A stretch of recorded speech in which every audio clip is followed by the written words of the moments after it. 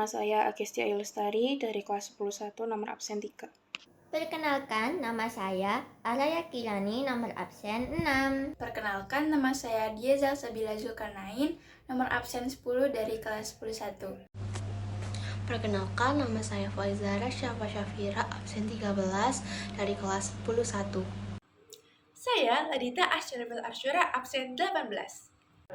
Nama saya Farala Juli Lavitasari, absen 35. Sebelum lanjut, kita harus tahu dulu nih, apa sih siklus biogeokimia itu? Nah, siklus biogeokimia adalah perputaran energi yang kompleks yang terjadi di lingkungan. Jadi, daur karbon adalah siklus biogeokimia antara karbon yang dipertukarkan antara biosfer, geosfer, hidrosfer, dan atmosfer. Fungsi daur karbon dioksida yaitu sebagai penyeimbang ketersediaan karbon yang ada di bumi dan mengembalikan karbon yang terjebak di atmosfer ke organisme makhluk hidup melalui proses fotosintesis guna menekankan jumlah CO2 dan menghasilkan oksigen.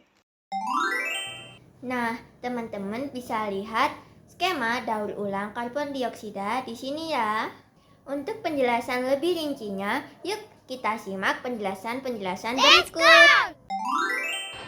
Dalam fotosintesis, pohon menyerap karbon dioksida dan air dengan bantuan sinar matahari yang menghasilkan glukosa sebagai sumber energi tanaman dan oksigen yang dibutuhkan organisme untuk melangsungkan kehidupannya atau bernafas. Tahapan kedua yaitu rantai makanan, di mana karbon berpindah dari organisme autotrof ke organisme heterotrof. Melalui rantai makanan, organisme autotrof disebut sebagai produsen, sedangkan heterotrof disebut sebagai konsumen. Produsen menyimpan karbon menjadi cadangan makanan yang dikonsumsi oleh konsumen. Pada tahap ini, karbon digunakan untuk membangun jaringan tubuh dan mempertahankan fungsi fisiologisnya. Proses respirasi pada tahapan siklus karbon dioksida. Respirasi atau bernapas dilakukan dengan menghirup oksigen yang akan diedarkan ke seluruh tubuh dan dikembalikan atau dikeluarkan lagi dalam bentuk karbon dioksida.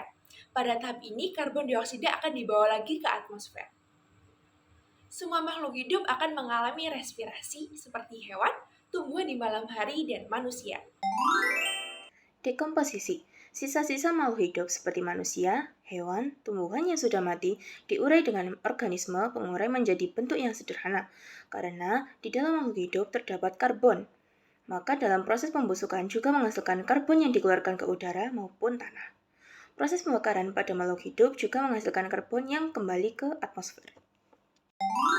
Pembakaran sumber energi pada tahapan siklus karbon dioksida. Jadi, melalui proses pembakaran, karbon yang ada di dalam bahan bakar fosil dikembalikan lagi ke atmosfer.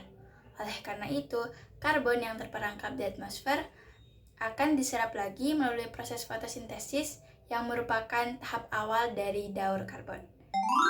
Bye-bye!